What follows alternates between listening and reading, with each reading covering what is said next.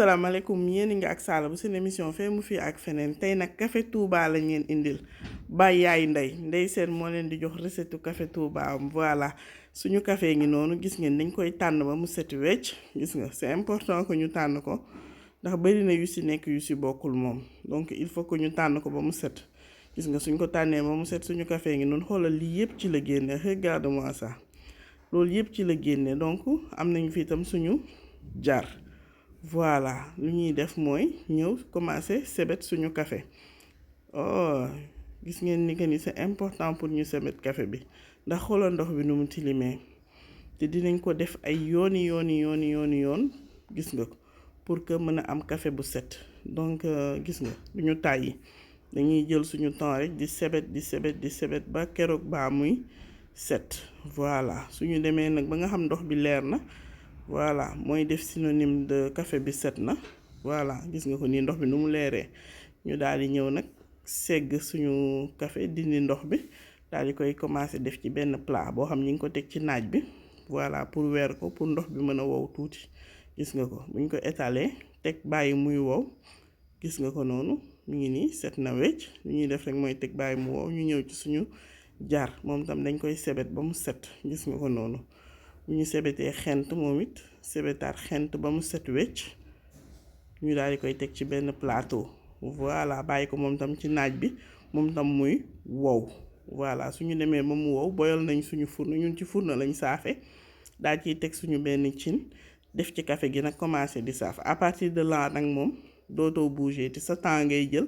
di ko saaf parce que boo bàyyee li ci suuf xëm te ku xam café bu xëm moom xam ni day amer donc gis nga suñu temps lañ jël toog bari na saxaar di nga sëqat ba sonn moom mais bon da ngay jël sa temps rek saaf ba mu ñor voilà li ndey seen di expliquer mooy que ni boo ko laalee te doom bi tojul mooy café bi ñor na waaye bu doom bi tojee mooy xëm na donc loolu tam ngeen bàyyi ci xel ñu daal di jël suñu jaar tamit moom tamit dañ koy saaf ñu teg ko mais moom légèrement rek dañ koy torréfier ndànk rek gis nga ko nga xam du perte guam te dina accentuer wu guwu jar bi voilà ñu jël suñu jar moom tam buñ ko torréfier daal di sotti ci café gi gis nga ko noonu buñ ko sottee daal di nag ñëw jël suñu xorom polle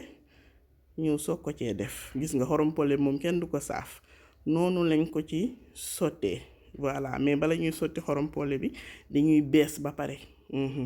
dañ koy bees comme ça café bi xob yi mu am yépp daal di génn café bi set ñu soog a mën a sotti suñu xorom polle gis nga ko noonu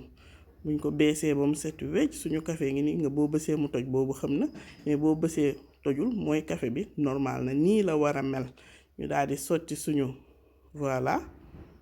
xorom polle voilà buñ ko sottee nag lu ñuy def mooy def ci siwo dem wallu ji ko machine yi moom y en a un peu partout da ngay dem fay kilo bi 150 defe naa ñu walal la ko mi ngi nii suñ ko walee ba pare nii lay mel nga daal di jël passoire bi seggukaayu Café Touba bi moom ci marché yépp la am defe naa 200-300 francs nga am benn nga daal di jël sa baraada daal di ciy teg passoire bi tàngal ndox bi ba mu tàng ngay sotti ci kaw café bi gis nga ko noonu soo ko defee ba ndox bi jeex mooy am nga sa café nga suukar comme nu mu la neexee lenn rek moo important mooy bu leen sotti café bi teg ndox bi muy bax parce que ndey seen nee na soo leen ko defee dafay amer donc lii lañ leen indiloon tey bu leen fàtte abonné bu leen fàtte aimer soo leen amee ay question ñu ngi leen di xaar ci commentaire yi merci ndey seen